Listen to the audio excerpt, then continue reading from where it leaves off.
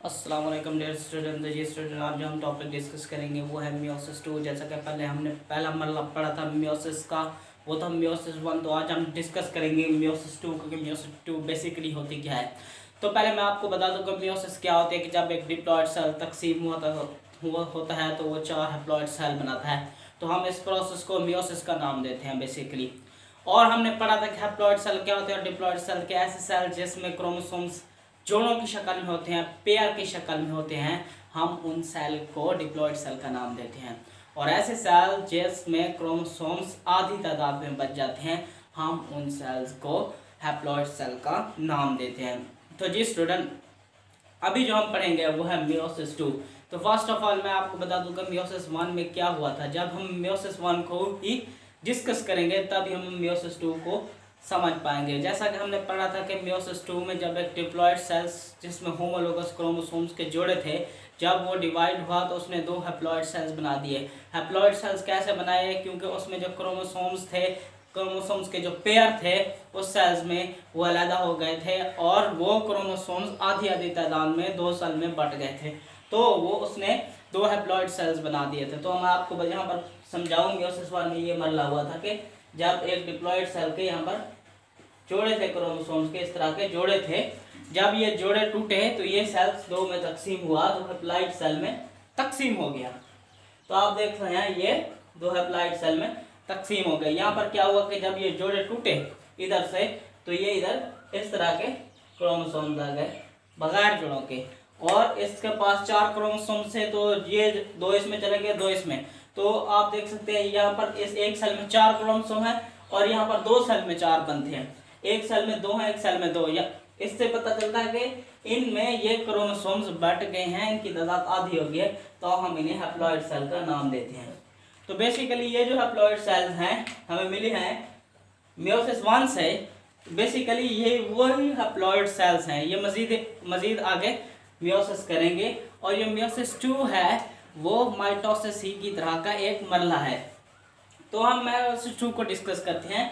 ये जब diploid cell तकसीम हुआ था मियोसिस में, तो उसने 2 डॉटर हैप्लॉयड सेल्स बनाए थे जिसमें क्रोमोसोम की तादाद आधी आधी थी। तो बेसिकली ये वही 2 डॉटर हैप्लॉयड सेल हैं जो मियोसिस वन में बने थे।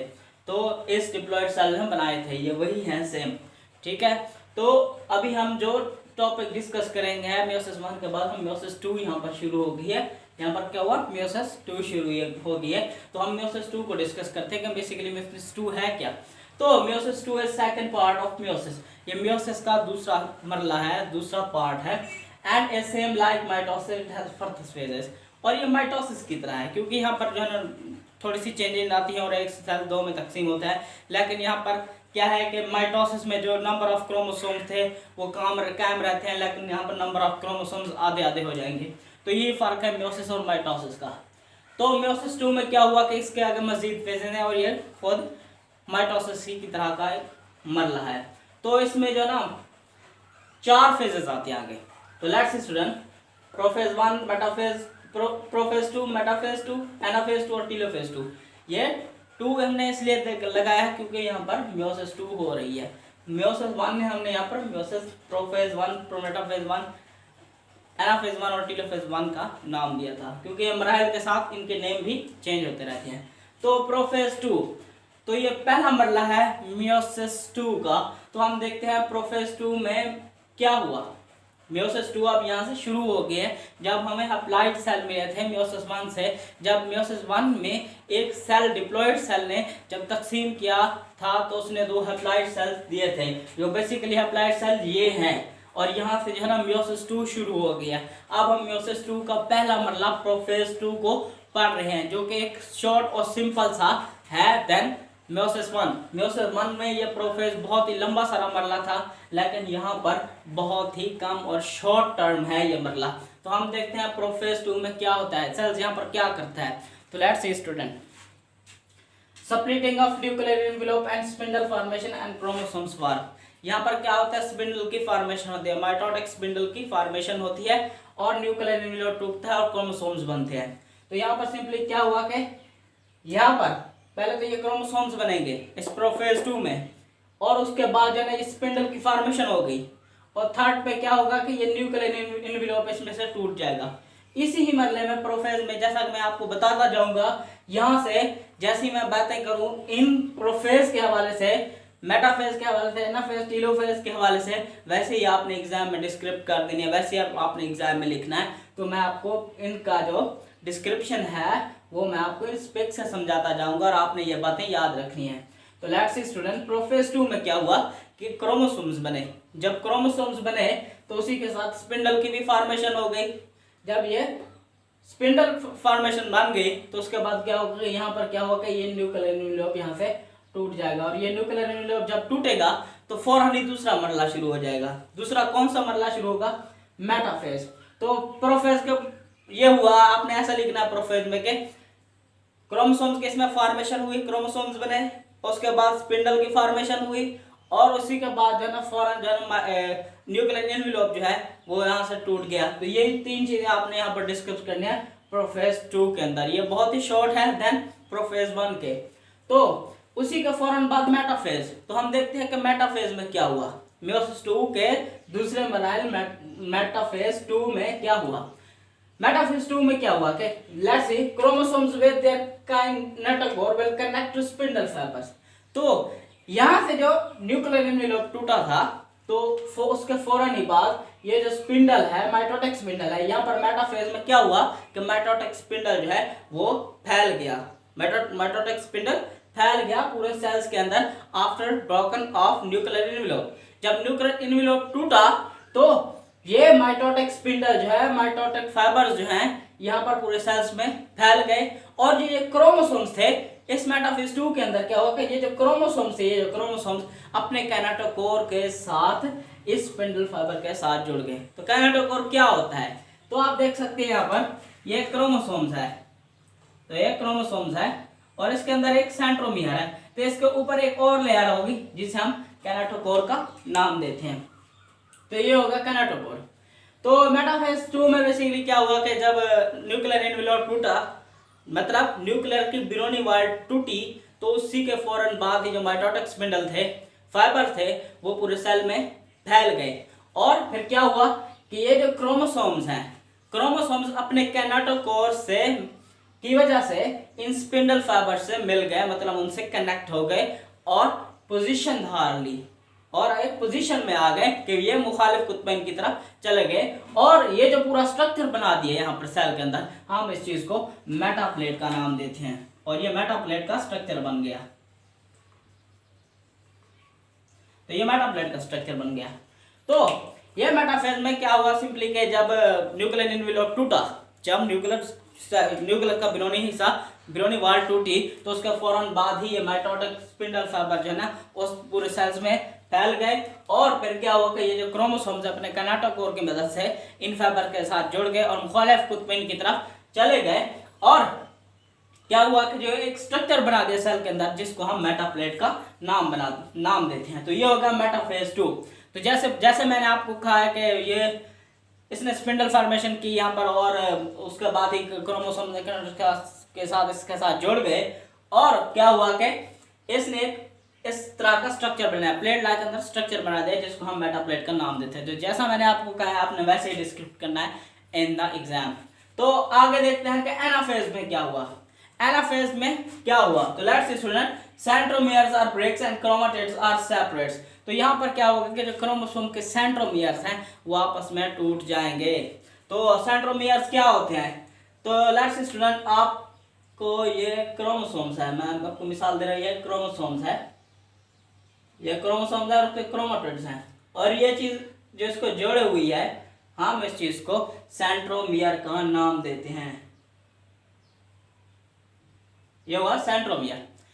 जब ये सेंट्रोमियर यहां से टूटेगा, यहां से जब सेंट्रोमियर टूटेगा तो इसके क्रोमेटिड्स अलग हो जाएंगे। और यहाँ पर ही ऐसा ही कुछ हुआ कि एनाफेज 2 में जो है ना क्रोमोसोम्स के सेंट्रोमियर टूट जाते हैं और क्रोमोसोम्स के जो क्रोमेटिड्स हैं वो आपस में अलग हो जाते हैं। ये देखें यहाँ पर जब सेंट्रोमियर टूटा तो ये आपके क्रोमेटिड्स अलग हो गए, ये क्रोमेटिड्स अलग हो जाते हैं।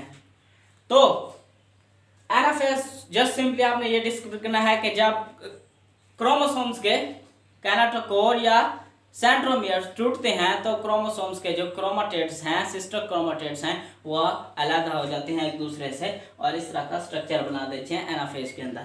तो ये हो गया एनाफेज 2। एनाफेज 2 में आपने सिंपल ये लिखना है, एग्जाम में अगर आए तो सिंपल आपने ये लिखना है कि जब एनाफेज 2 शुरू होता है, एनाफेज 2 का मरला शुरू होता है, तो वहां पर ये होता है कि जो क्रोमोसोम्स के सेंट्रोमियर हैं वो टूट जाते हैं और उनके जो क्रोमाटिड्स हैं वो अलग हो जाते हैं।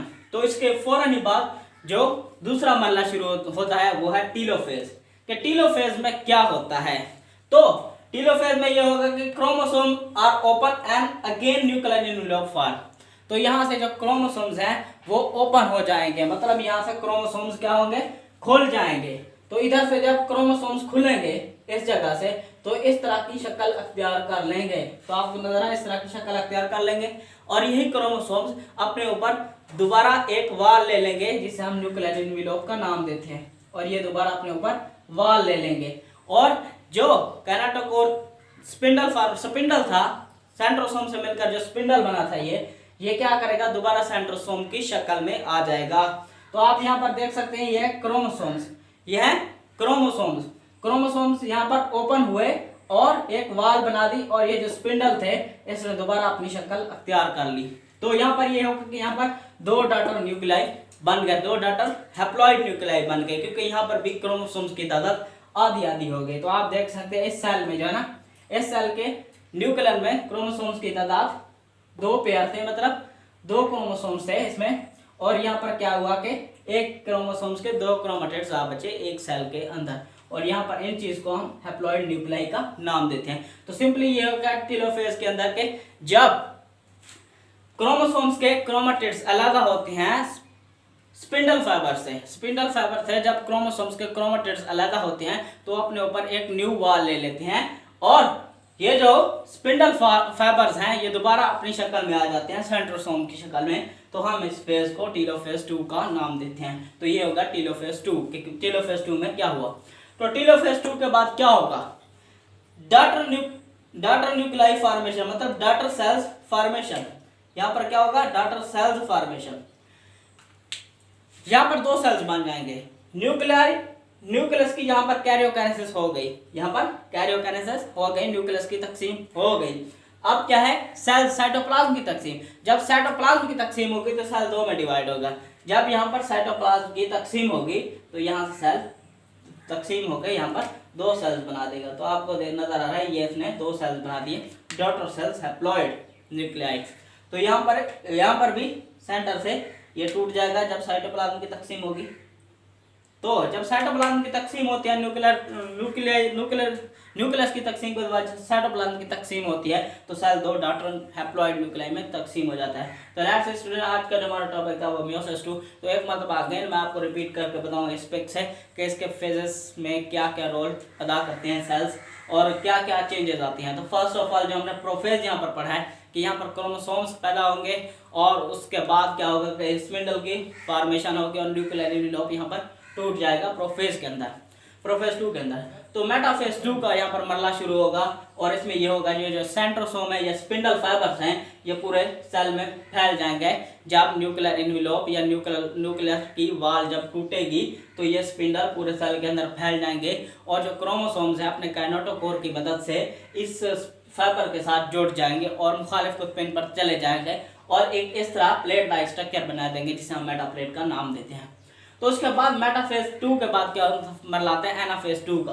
एनाफेज 2 में क्या होता है कि ये जो क्रोमोसोम्स हैं, क्रोमोसोम्स के जो सेंट्रोमियर हैं वो टूट जाते हैं और क्रोमोसोम्स के क्रोमाटिड्स अलग हो जाते हैं। जब यहाँ पर मैंने आपको मिसाल दी कि यहाँ पे एक सेंट्रोमियर था, जब सेंट्रोमियर टूटता है क्रोमोसोम्स का तो उसके 2 सिस्टर क्रोमाटिड्स हैं वो यूं अलग हो जाते हैं। तो आप यहाँ पर देखते हो सिस्टर क्रोमाटिड्स अलग हो गए यहाँ पर, क्योंकि यहाँ पर जो है ना सेंट्रोमियर टूट गए। तो यहाँ पर क्या हुआ कि सेंट्रोमियर टूटे और क्रोमाटिड्स के और क्रोमोसोम्स के जो सिस्टर क्रोमाटिड्स है वो यहाँ पर अलग हो गए।